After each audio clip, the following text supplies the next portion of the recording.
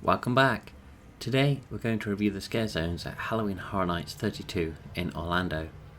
Scarezones are walkways in the park that have been themed and taken over by scare actors who roam the streets and try to scare you as you navigate through the park. These are by no means second-tier attractions compared to the houses. This year they all tie into the icon, Dr. Oddfellow, and the attention to detail in the set dressing and character makeup is equal to that of the houses. Let's roll the intro and get onto the reviews.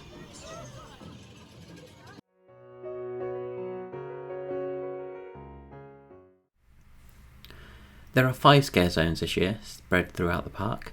The first one you encounter is Dr. Oddfellow's Collection of Horrors.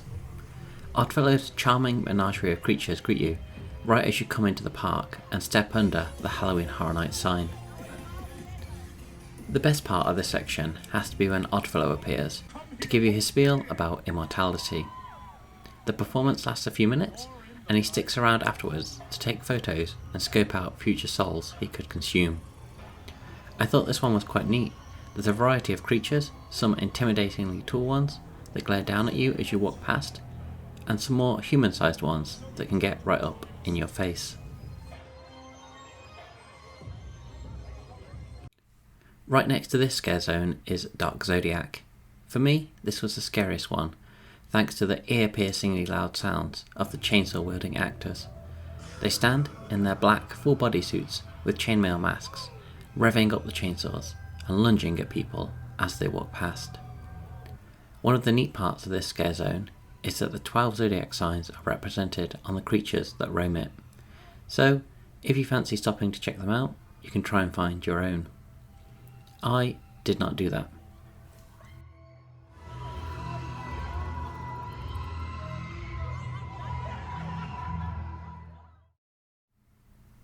If you escape the Zodiac realm and continue on straight, you'll find yourself in the jungle, and no, you haven't accidentally stumbled into Animal Kingdom.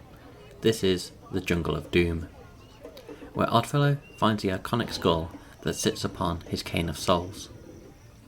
The entrance to this one is particularly neat, as you see a really young Oddfellow carrying around the skull and interacting with guests. Sadly, he didn't find the skull and leave though. As you venture further in, you find creatures he's been experimenting on, lurking around, and the design on these creatures is really neat. They've turned the fog machines up to 11 here, so most of the time you can barely see past your hands, and it amps up the tension as you never know when they're about to jump out at you. Overall, I like seeing the young Oddfellow in this one, and the smoke effects were really neat.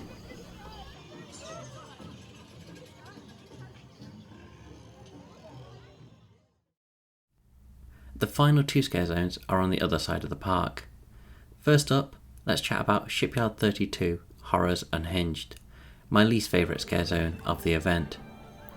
As we've seen, Oddfellow has been collecting quite a cast of creatures, and he needs somewhere to store them. So, he rents out a warehouse in San Francisco and ships them up over there.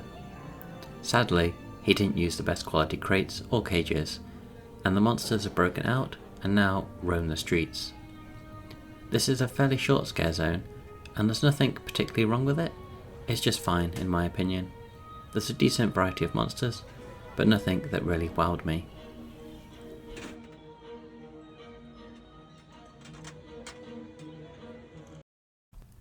The best part of it though, is that it leads you into my favourite scare zone, and one of the highlights of the event for me, Vamp 69, Summer of Blood.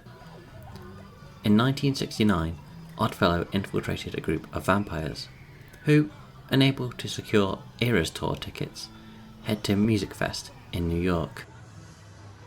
Disappointed with the lack of Taylor and Travis, Oddfellow unleashes the vampires to eat the festival attendees. I didn't find this scare zone particularly scary, but it was amazing fun. The vibrant colours and sets, including a music stage, are fantastic. And the vampires wandering around with a relaxed vibe as they eat people is just so well done. I think that one of the things I really loved about this is that, unlike the other scare zones with actors wearing prosthetics and representing creatures, this area is just full of people, vampire people. It's one of the longest scare zones, and quite frankly, I'd have been happy if it was even longer. This was a highlight of the event for me.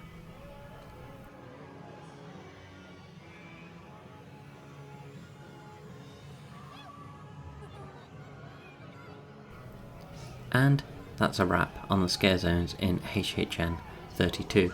What did you think? Do you agree with my love for Vamp 69? Let me know down in the comments. And if you like this video, please don't forget to like and subscribe.